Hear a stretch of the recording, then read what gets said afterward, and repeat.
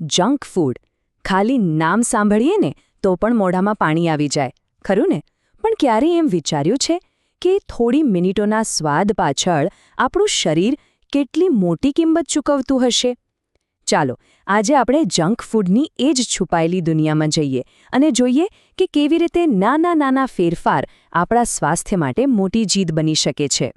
તો જે નાસ્તો આપણને આટલો સહેલો અને સુવિધાજનક લાગે છે, એની અસલી કિંમત શું છે? શું એ ફક્ત થોડા રૂપિયા છે? ના, બિલકુલ નહીં. એની કિંમત આપણું શરીર, આપણું મન અને આપણી એનર્જી ચૂકવે છે. ચાલો, આ વાતને જરા ઊંડાણથી સમજીએ કે આ સગવડ આપણને કેટલી ભારે પડી શકે છે. એક વાત તો નક્કી છે, આપણને બધાને ખબર છે કે જંક ફૂડ કંઈ બહુ ફાયદાકારક નથી. તો પણ આપણે એનાથી દૂર કેમ નથી રહી શકતા? એવી કઈ જાળ છે જેમાં આપણે ફસાઈ જઈએ છીએ? ચાલો, આ સુવિધાની જાળને જ તોડીને જોઈએ અને સમજીએ કે જંક ફૂડ આટલું બધું કેમ ખવાય છે. તો સૌથી પહેલાં એ સમજીએ કે જંક ફૂડ છે શું. સાવ સહેલી ભાષામાં કહું તો એ એવો ખોરાક છે જેમાં કેલરી તો ખૂબ હોય પણ પોષણના નામે મીંડું. મતલબ કે ફાઇબર, વિટામિન્સ, મિનરલ્સ એવું કંઈ જ નહીં. એટલે જ તો એને એમ્પ્ટી કેલરીઝ એટલે કે ખાલી કેલરી કહેવાય છે.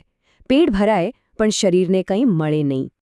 તો પછી સવાલ એ થાય કે આટલું બધું જાણવા છતાં લોકો જંક ફૂડ તરફ કેમ આટલા ખેંચાય છે?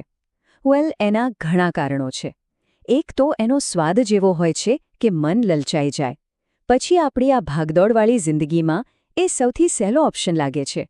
મિત્રો સાથે ભેગા થયા હોઈએ ત્યારે તો મોટાભાગે જંક ફૂડ જ ઓર્ડર થાય છે. અને હા, ટીવી અને ઇન્ટરનેટ પર આવતી જાહેરાતો અને ક્યારેક આપણું ઇમોશનલ ઈટિંગ, આ બધું જ આપણને એના તરફ ધકેલે છે.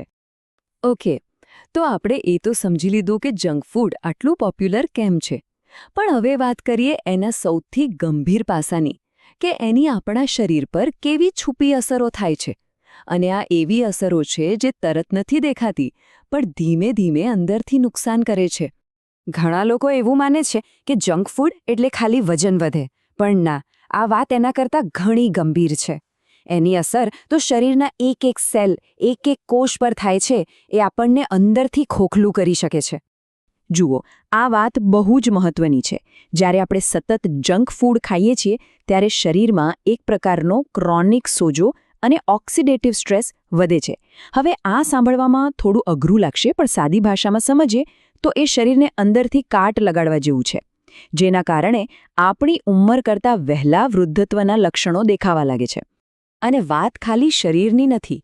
એની સીધી અસર આપણા મગજ અને આપણા મૂડ પર પણ પડે છે. ક્યારે એવું ફીલ થયું છે કે કંઈક ભારે જંક ફૂડ ખાધા પછી અચાનક આળસ આવવા લાગે, કોઈ કામમાં મન ન લાગે? બસ એ આ જ કારણ છે.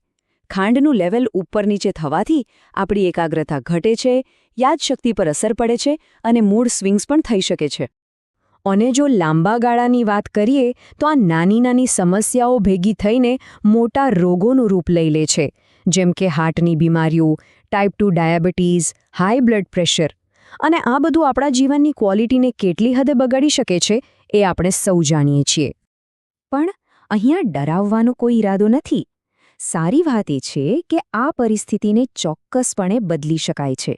અને હેલ્ધી રહેવાનો મતલબ એ બિલકુલ નથી કે સ્વાદ સાથે સમાધાન કરવું પડે. જરૂર છે ફક્ત થોડા સ્માર્ટ અને હેલ્ધી વિકલ્પો અપનાવવાની. એક નાનો પણ બહુ જ અસરકારક ફેરફાર છે. મેંદા જેવી વસ્તુઓને બદલે બાજરી, જુવાર, રાગી જેવા આખા અનાજનો ઉપયોગ. જુઓ, મેંદો શરીરમાં જઈને તરત જ શુગર લેવલ વધારી દે છે, જ્યારે બાજરી જેવા અનાજ ધીમે ધીમે એનર્જી આપે છે, જે આપણા પાચન માટે પણ સારું છે અને હાર્ટ માટે પણ. પીણાની બાબતમાં પણ આ જ વાત લાગુ પડે છે. રોજિંદી લાઈફમાં કે હળવી કસરત પછી નારિયેળ પાણી જેવું નેચરલ ડ્રિંક સૌથી બેસ્ટ છે.